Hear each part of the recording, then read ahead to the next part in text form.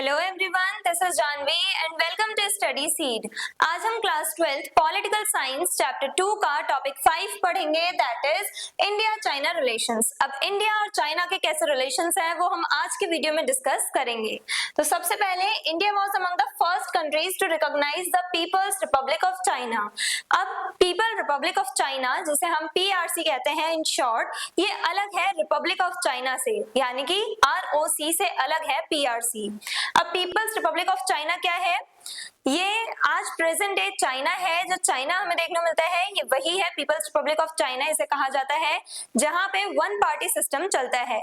अब वहीं पे ताइवान जो है ये एक छोटा सा नेशन है। ताइवान जो है उसे रिपब्लिक ऑफ चाइना कहा जाता है और ताइवान में मल्टी पार्टी सिस्टम है। यहाँ पे ताइवान में मल्टी पार्टी सिस्टम के साथ साथ डेमोक्रेसी स्टैब्लिश की गई। वहीं पे मेनलैंड चाइना जो है यहाँ पे डेमोक्रेसी हमें देखने को नहीं मिलती, वन पार्टी सिस्टम को फॉलो किया जाता है।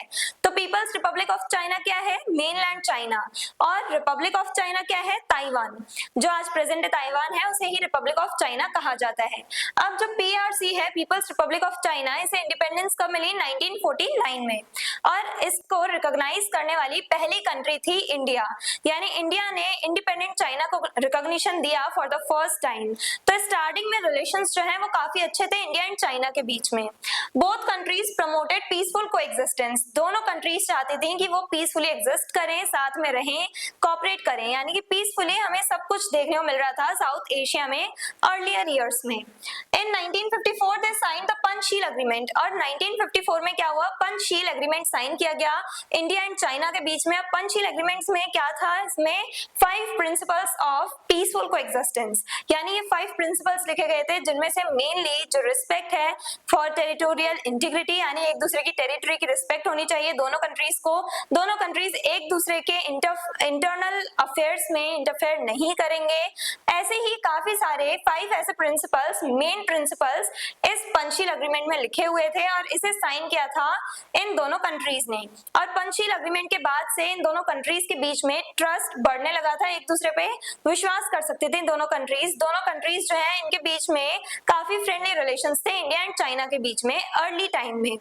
और इसी टाइम पे एक स्लोगन बहुत ज्यादा फेमस हुआ जिसे कहा जाता है हिंदी चीनी भाई भाई। तो ये स्लोगन बहुत ज्यादा फेमस हुआ उस टाइम पे, 1954 के टाइम पे।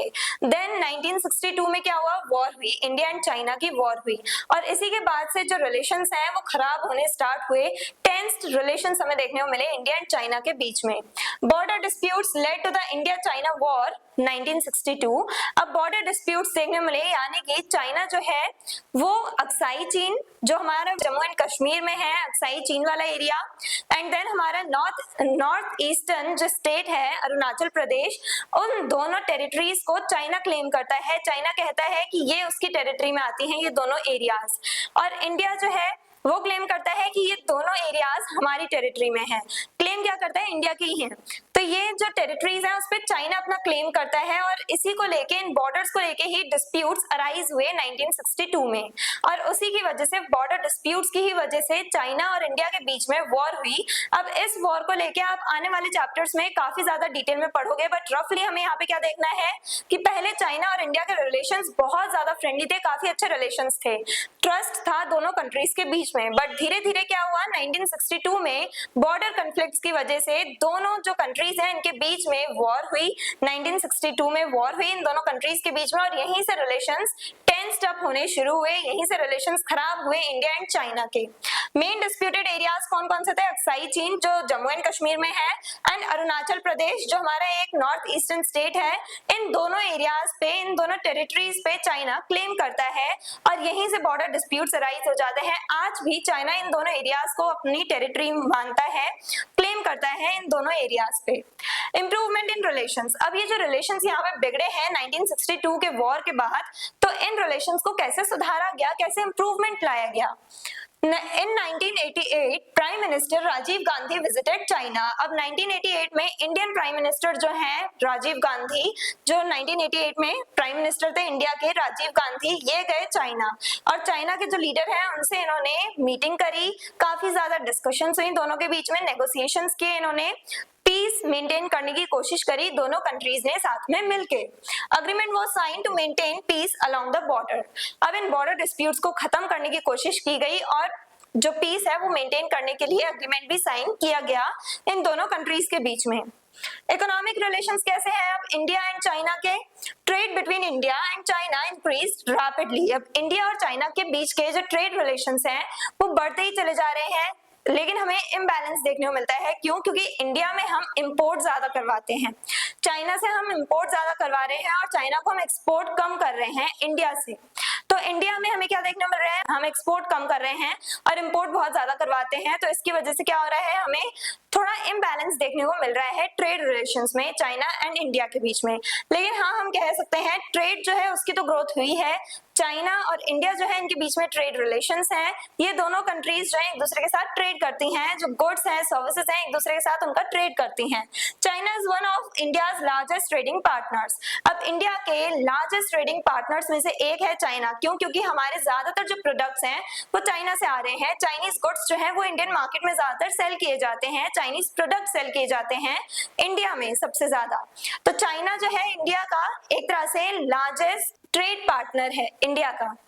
एरियाज ऑफ कॉपरेशन, अब ये दोनों countries India and China cooperate कैसे करती हैं एक दूसरे के साथ, कॉपरेशन कैसे करती हैं, कैसे एक दूसरे के साथ ये दोनों कंट्रीज मिलजुल के काम करती हैं। सबसे पहले ब्रिक्स ग्रुपिंग, ब्रिक्स समिट होते हैं जिसमें ये जो कंट्रीज हैं 5 मेन कंट्रीज हैं। सबसे पहले ब्राजील, फिर Russia, I for India, C for China and S for south Africa.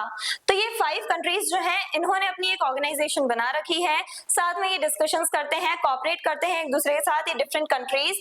तो चाइना जो है और इंडिया ये दोनों क्योंकि ब्रिक्स के पार्ट हैं, तो जब भी ब्रिक्स समिट होती है, जब भी मीटिंग रखी जाती है, जो ग्रुपिंग होती है, तो सारे लीडर्स जो है आपस में मिलते हैं, डिस्कशंस करते हैं, नेगोशिएशंस कर सकते हैं, इश्यूज को सॉल्व करते हैं। साथ ही साथ जैसे क्लाइमेट चेंज हो गया या दूसरी जो भी प्रॉब्लम्स हैं, एनवायरमेंटल रिलेटेड प्रॉब्लम्स जो हैं या ट्रेड रिलेशंस जो हैं, उसको लेके दोनों कंट्रीज आपस में डिस्कशंस करती हैं, मीटिंग्स करती रहती हैं।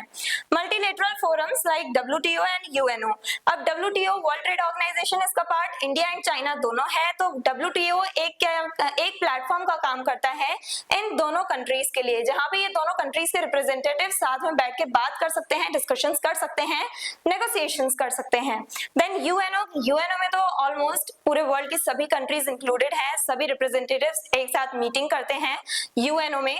तो इंडिया एंड चाइना जो है इन्हें भी एक प्लेटफॉर्म मिल जाता है, UNO एक प्लेटफॉर्म प्रोवाइड करता है जहां पे दोनों कंट्रीज मिलकर कोऑपरेट कर सकती हैं। अब अगर हम प्रेजेंट सिचुएशन की बात करें तो आज प्रेजेंट टाइम में जो इंडिया एंड चाइना है ये दोनों आपस में कोऑपरेट भी करती हैं और इनके बीच में कंपटीशन भी है, यानी कि ट्रेड रिलेशंस हमें देखने को मिलते हैं दोनों कंट्रीज के बीच में ट्रेड के टर्म्स में एंड डिफरेंट टर्म्स में दोनों कंट्रीज कोऑपरेट करती हैं, बट साथ ही साथ दोनों के बीच में कंपटीशन भी चलता रहता है।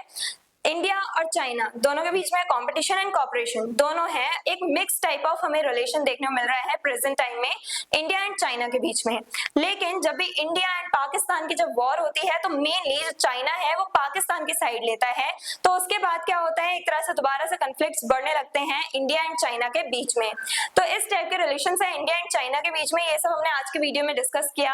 I hope everything is clear. और अगर आपको इस चैप्टर के डिटेल नोट्स चाहिए तो हमारी वेबसाइट studyseed.net पे विजिट करें, लिंक डिस्क्रिप्शन बॉक्स में दिया गया है।